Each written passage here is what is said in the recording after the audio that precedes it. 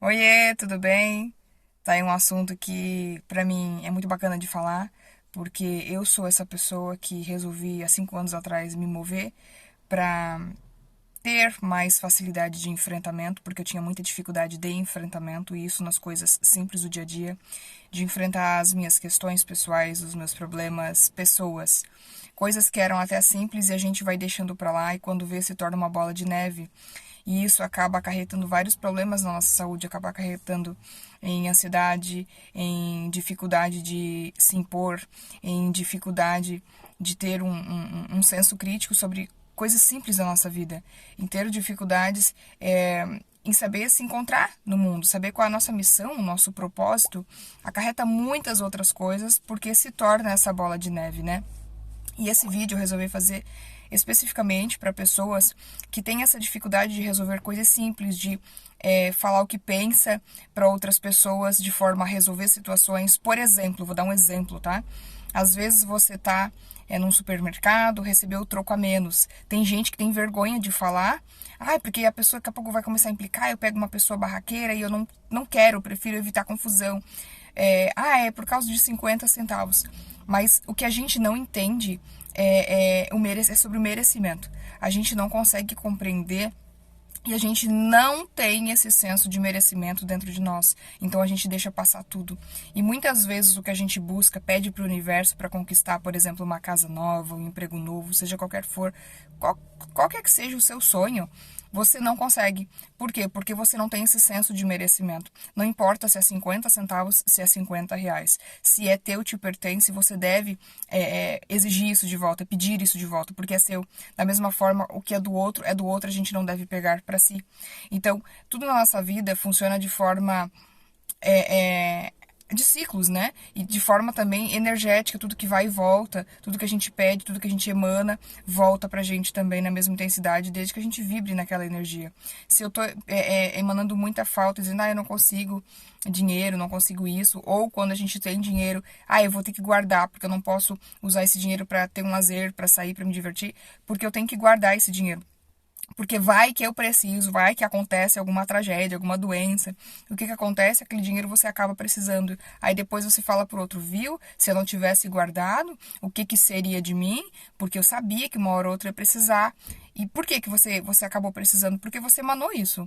Você disse para o universo que você precisaria disso. Então o universo ele só responde às suas expectativas, ele só responde à sua energia, né? Então a lei da atração ela funciona tanto para o bem quanto para o mal, tanto para coisas legais quanto para coisas ruins. E a gente não percebe porque a gente vivencia tão aqui, né, na cara tapada no dia a dia, que tudo pra gente é meio que normal, né? Mas se você for parar para pensar e mudar um pouquinho o teu mindset, mudar a forma como você enxerga a vida, a forma como você enxerga o seu propósito, a sua missão, o que você realmente está fazendo aqui, o que você realmente quer, aí que você consegue fazer o que eu vou ensinar agora. Que é o seguinte, eu era uma pessoa que eu tinha muita dificuldade de enfrentamento. Essas coisas simples no dia a dia eram muito dificultosas para mim. Eu tinha dificuldades no trabalho, eu tinha dificuldades em se eu fosse sair para um médico, né? Eu precisasse pedir alguma coisa, eu tinha dificuldade. Eu tinha dificuldade para qualquer coisa, inclusive para coisas que eram minhas por direito, né? E, por exemplo, eu me lembro que quando eu fui ganhar o meu filho, eu fiquei na sala lá de pré-parto, e aí a moça me colocou, pode deitar aqui na cama, e não falou mais nada. E ela falou assim, eu vou precisar que tu trouxe um chinelo, havaianas, eu trouxe. Tá lá com meu marido lá na sala de espera e tal, tal, tal. Aí eu falei assim, então já aproveita e chama ele, porque eu sabia que era um direito meu ter um acompanhante comigo, né? Tudo bem. E ela voltou e me entregou o chinelo, eu falei, cadê meu marido? Não, eu falei pra ele que daqui a pouco ele viria. Ele poderia vir. Isso pra mim já ficou assim, como daqui a pouco? Só tava eu e uma outra menina na sala. Como daqui a pouco? Ele teria o direito de vir ali. E eu, com essa minha dificuldade de enfrentamento, de exigir algo que é meu por direito, fiquei calada. E as dores começaram e eu tava sozinha. E com medo de levantar da cama, porque ela mandou eu ficar deitada, e aquilo tava muito desconfortável pra mim. Eu queria ficar em pé. Até que comecei a conversar com uma outra menina, que tava ali segurando o parto, porque ela tava de 35 semanas, não era hora do bebê dela nascer. E aí ela falou assim, eu falei assim, moça, será que a gente não tem direito de ficar com alguém aqui e tal? Claro que tem, é teu direito. Eu falei, não, porque já faz 1 hora, eu fui olhando no relógio, faz 1 hora que ela falou que meu marido tava vindo, se meu marido não chega, não chega. Peraí que eu vou resolver pra ti. E era uma menina já, que é a Cris de hoje, né? Essa menina pegou e foi lá e falou pra enfermeira: que negócio é esse que tu não chamou o marido dela ainda? Já chegou armando o barraco, assim. Ai, meu, me esqueci nada. Tu tá aí no celular, né? Tu tá aí no WhatsApp, né? Ela tá aqui passando dor, tá sozinha aqui sem o marido dela. Pode chamar ele agora. E aí ela chamou, eu falei: nossa, moça, muito obrigada. Ela falou assim: não, eu já sou macaco velho, já sei como é que funciona, elas são folgadas, tava ali no WhatsApp, não tava fazendo nada. É o teu direito, moça, tu tem que exigir. Então, assim, quando eu comecei a fazer terapia, depois disso, fui buscar o autoconhecimento. Eu acho que o principal é o autoconhecimento. Se você não tem autoconhecimento, você não tem nada. Você não sabe o que você quer, você não sabe o que você está fazendo aqui, você não tem um propósito. Tanto fez, tanto faz. E a sua vida vira no tanto faz. É por isso que a nossa vida fica sempre na mesmice. As pessoas reclamam, ficam reclamando, reclamando. Quando você reclama, o ato de reclamar é o ato de clamar duas vezes. Reclamar. Você clama duas vezes aquela mesma situação e vai acontecendo mais e mais daquilo. Quanto mais medo você tem de enfrentamento, mais desafios a vida te coloca, não para te castigar, mas para te ensinar. E até porque você está emanando isso, né? Você está dizendo: eu não quero enfrentar pessoas, eu não quero me encontrar com pessoas barraqueiras. O que você encontra? Pessoas barraqueiras. Porque o seu cérebro, ele não entende o não. E aí você sempre vai ter mais do mesmo. Por isso que a sua vida não deslancha, você não muda o mindset. Eu tenho capacidade de resolver. E a gente tem que trocar os problemas, o nome problema. Eu tenho capacidade de resolver os desafios da minha vida. Eu sou uma pessoa com muito mérito. Eu sou uma pessoa abundante. Eu sou uma pessoa de muita sorte. Tudo dá certo pra mim. Olha só. E você fala, e a gente já falou várias vezes esse tipo de frase, e sempre quando a gente falou, a gente sempre teve coisas boas que aconteceram naquele dia. Então, a minha dica de ouro pra você hoje é o seguinte: tenha autoconhecimento sobre você mesmo, você mesma. Encontre o seu propósito de vida. Tenha muito claro e muito definido o que você realmente quer e o que você realmente não quer. Sabe por quê? Porque às vezes a gente acha que quer muito uma coisa. Depois, quando a gente vai realmente buscar lá no fundo do nosso interior, a gente descobre que não era bem aquilo que a gente queria. Quer um exemplo para ficar mais claro? Eu vou falar sobre a minha vida pessoal. Desde muito nova, desde os meus 13, posso dizer assim, 12, não sei, tá? Eu sei que eu era muito nova. Eu sempre quis botar silicone. Sempre, sempre, sempre, sempre. E esse desejo foi crescendo muito grande dentro de mim. Eu sempre usei tamanho P, né? Hoje eu uso M. Depois que eu engravidei, meu seio aumentou um pouquinho. Mas eu sempre tinha muita baixa autoestima com a minha mama. Tanto é que até hoje eu não uso decote. Mas assim, não é uma coisa que hoje eu não uso porque eu realmente não gosto. Bem sincero pra vocês. Eu acho que o decote, nada contra quem usa e não tem peito, tá? Mas a minha percepção é que se eu tivesse mais peito, eu usaria, me sentiria mais à vontade. Mas hoje, assim, não faz a menor diferença. Parece que eu tô pelada usando decote, tá? E eu não gosto, é porque eu não gosto. Particularmente é isso. Mas antigamente, eu tinha muito complexo assim, de inferioridade. Eu achava que para eu ser mulher de verdade, eu tinha que ter seios grandes. E para os homens me querer, eu tinha que ter seios grandes. E eu fui colocando, só que eu não sabia disso, né? Eu simplesmente queria porque eu queria me sentir mais bonita. E eu fiquei com essa ideia até os 25, acreditem ou não. Quando eu cheguei nos 25, que eu comecei a fazer terapia, eu entendi o porquê que eu queria tanto eu colocar silicone. E eu desisti da ideia na hora, porque na verdade eu não queria. Eu queria estar agradando os outros. Eu vivia muito nessa comparação de que eu tinha uma irmã, que ela é mais nova do que eu, inclusive, e ela sempre teve seios muito grandes. E as pessoas sempre comparavam a gente. Ah, porque a Jéssica tem peito, porque a Jéssica tem isso, tem aquilo. E aquilo me machucava muito. Porque eu dizia, não, pra mim ser bonita, pra alguém gostar de mim, eu tenho que ter peito grande. Olha o complexo de inferioridade que a gente vai colocando na cabeça. E depois, meu marido sempre me apoiou nesse negócio de silicone. Não, se quiser, tu coloca e tal. Depois eu falei pra ele, cara, não faz o menor sentido. Né? Meus peitos murcharam, caíram depois da minha primeira gestação. Eu amamentei meu filho até os 2 anos, mas eu olho pra eles, eu tenho muito orgulho deles. Porque o meu sonho sempre foi amamentar pra começo de conversa. E eu consegui, indo contra todos os paradigmas, todos os médicos, todas as pessoas, eu consegui amamentar até os 2 anos. Eu tive dificuldade de amamentação no começo, né? E eu amamentei até os 2 anos. E toda vez que eu olho pro meu peito caído, eu falo, cara, esse peito caído, ele é resultado de um sonho meu, que ele foi realizado, que muitas mulheres não conseguem realizar. E eu insisti muito nesse sonho, porque eu sentia muita dor, né? E por que eu consegui? apesar das dificuldades. Porque, engraçado que naquele momento eu não tava fazendo terapia nem nada. E você, com certeza, já teve um momento assim na sua vida, tá? E a segunda dica que eu vou dar, espera um pouquinho. Eu tinha um propósito muito grande na minha vida. Meu peito, ele sangrava muito. Todas as vezes que meu filho mamava, eu gritava. Eu não chorava. Eu chorava e gritava junto. E meu marido dizia assim, Cris, tu pode parar a qualquer momento. Tu não precisa passar por essa dor. Aí eu falei pra ele assim, essa dor uma hora ela vai passar. Deixa eu chorar, deixa eu botar pra fora, porque eu precisava expelir a dor, né? Essa dor uma hora ela vai passar. Porque eu sonho em chegar em casa, meu filho querer mamar e eu pegar e botar a teta pra fora e ele mamar, ele tá com fome e acalmar meu filho em qualquer momento. Eu sonho quando meu filho tá doente, não quer comer nada, ele só quer o meu peito, ele só quer mamar. Eu me via muito lá na frente fazendo isso, né? E de fato isso aconteceu. Por quê? Porque eu projetei isso, esse era o meu propósito. Eu não via a dor, apesar de eu ter que passar por ela. Eu via lá na frente. Né? E aí depois, quando eu comecei na terapia, eu percebia que eu já fazia isso na minha vida. E você pode olhar para trás na sua vida e perceber que muitas coisas que você conquistou, inclusive você já teve experiências que todo mundo dizia que não dariam certo. Mas sabe por que que deram? Porque você teve um propósito, você não olhou para o seu atual presente, você olhava para o seu futuro, você se via fazendo aquelas coisas no futuro. Vou dar um outro exemplo. Quando eu comecei a alfabetizar meu filho no ano passado, para quem não sabe, meu filho ele está em homeschooling, e sou eu quem educo ele, tudo esse processo de educação, tudo fui eu que iniciei, e fui eu quem alfabetizei meu filho. Eu não sou professora. Então no começo foi bem dificultoso. Como é que eu ensino alguém? Eu simplesmente sei, mas eu não sei ensinar. E aí, eu me lembro que no começo ele tava com dificuldade pra aprender a ler e tal. Ai, mãe, é tão cansativo, eu tento, não consigo. Aí eu falei assim pra ele, filho, vamos mudar a estratégia. Imagina tudo aqui 2 meses. Chegando, porque todos os lugares que ele chegava, ele, mãe, o que tá escrito ali? O que tá escrito ali? Eu falei, imagina tu chegar num lugar e tu lê aquilo e sem perguntar pra mãe o que que é, onde é que fica o banheiro, onde é que fica qualquer coisa, como é que tu compra tal coisa, onde é que é a loja disso, daquilo, dos brinquedos, porque tu simplesmente sabe ler.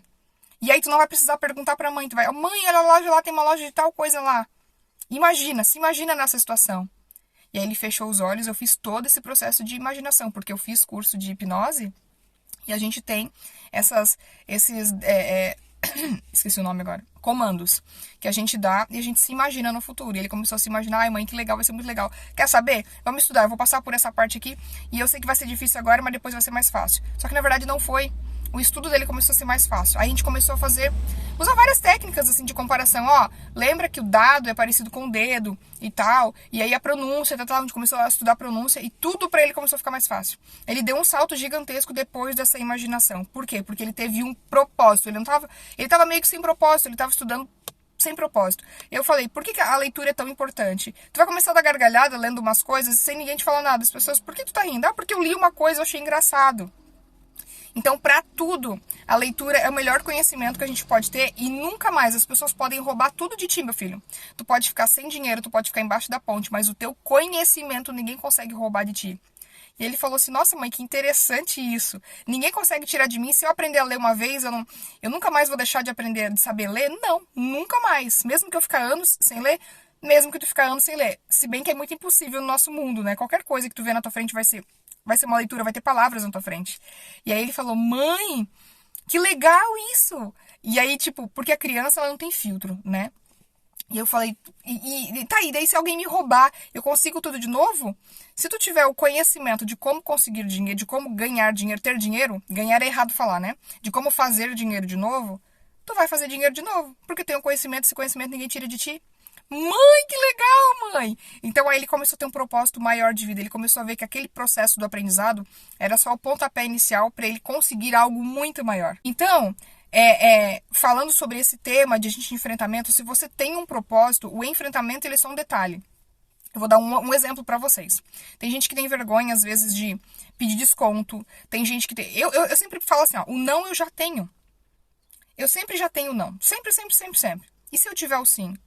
Ou eu já tenho não, eu vou estar perdendo alguma coisa? Não, porque se eu vou pagar R$ 100 numa coisa, eu já não ia pagar R$ 100? Se a pessoa disser, não, isso já é valor à vista, beleza.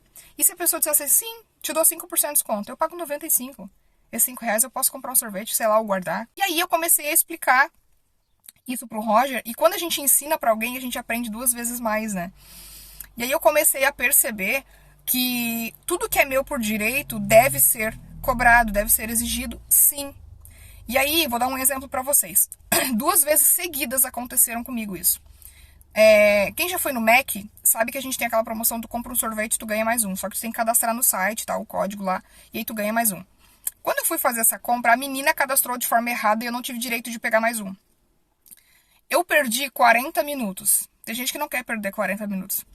E aí eu fui, falei com a gerente, expliquei a situação, e a menina era nova, a gerente pediu desculpas, eu falei assim, não precisa pedir desculpas, porque é super notório que ela é nova, que ela tá aprendendo e tal, não foi, né, ela não fez por mal e tudo mais.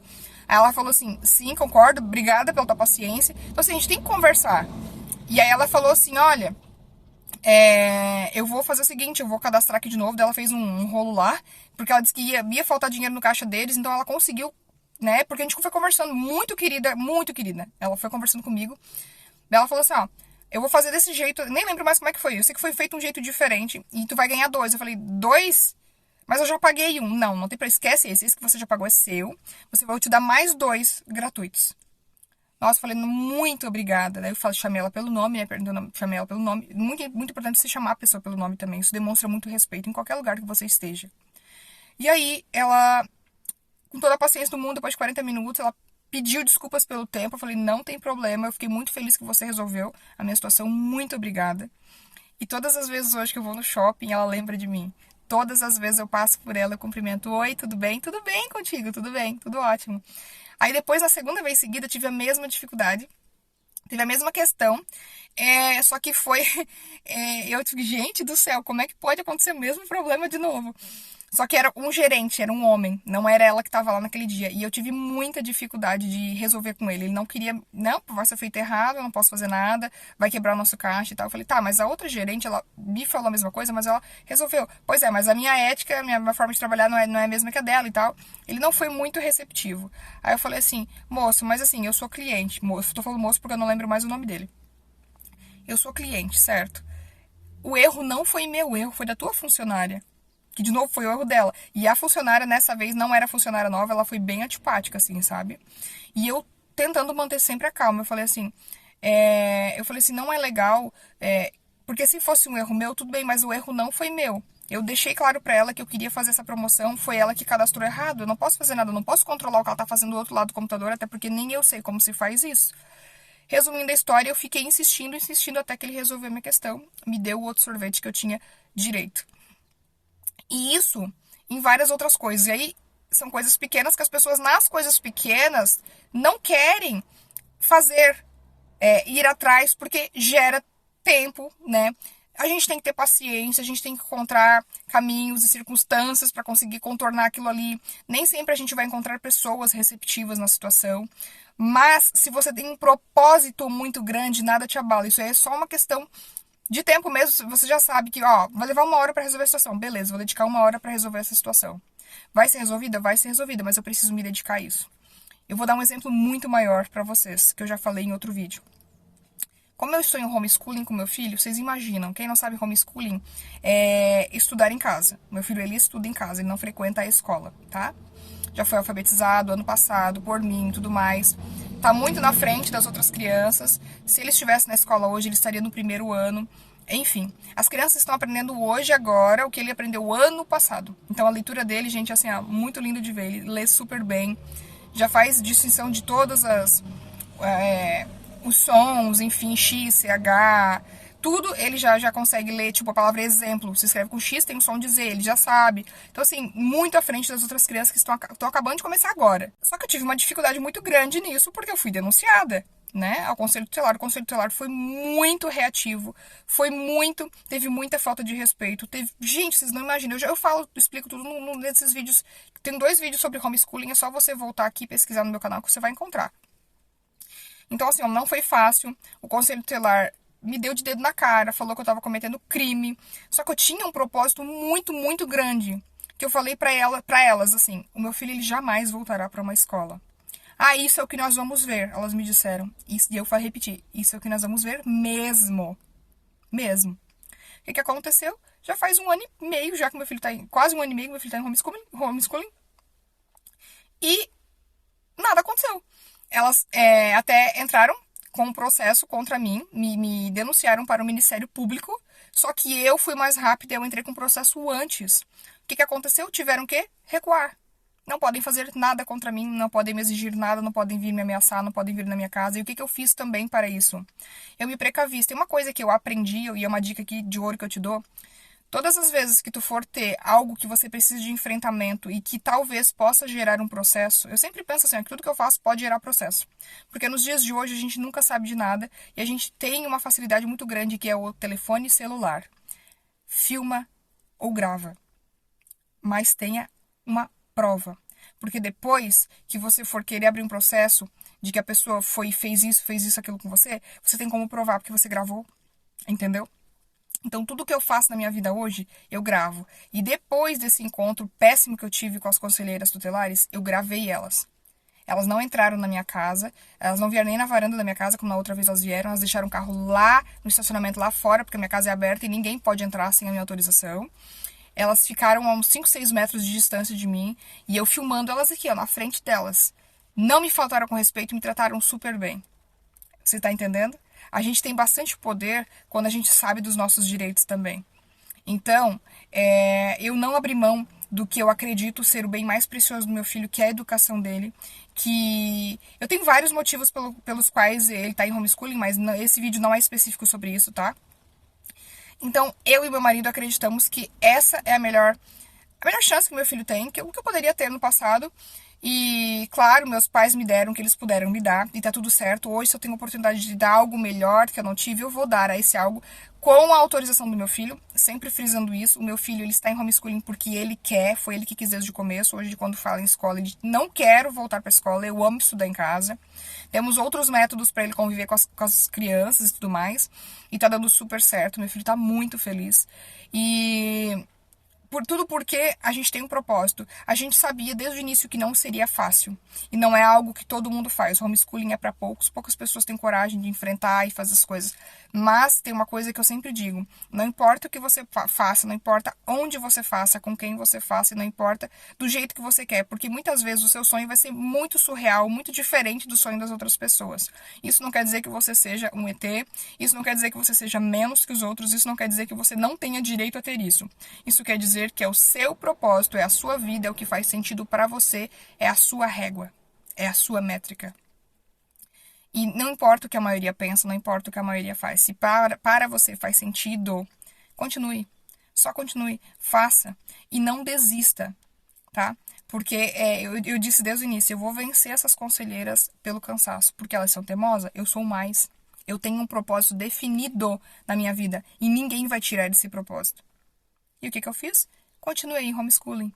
Hoje tenho muita experiência, tenho muito que aprender ainda, né? Meu filho está crescendo, ele já vai começar a precisar de outros professores para ensinar, mas eu já sei como começa, eu já sei qual caminho que eu tenho que ir, eu já sei como fazer, tudo eu já sei.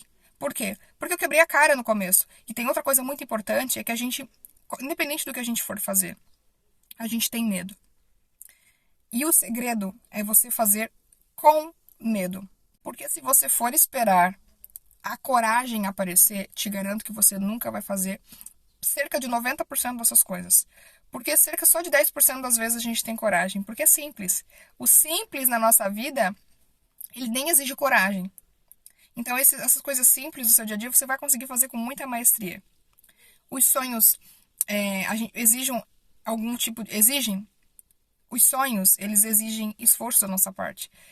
Todos os objetivos pelos quais a gente precisa de tempo vai exigir um pouco mais de esforço, de paciência da nossa parte, né? Então, muitas coisas relacionadas a isso vão também exigir muita coragem. Como no meu caso do homeschooling, eu enfrento, né? Eu poderia ter enfrentado policiais, enfim, poderia ter sido algo bem mais difícil, dificultoso, mas assim, eu resolvi enfrentar.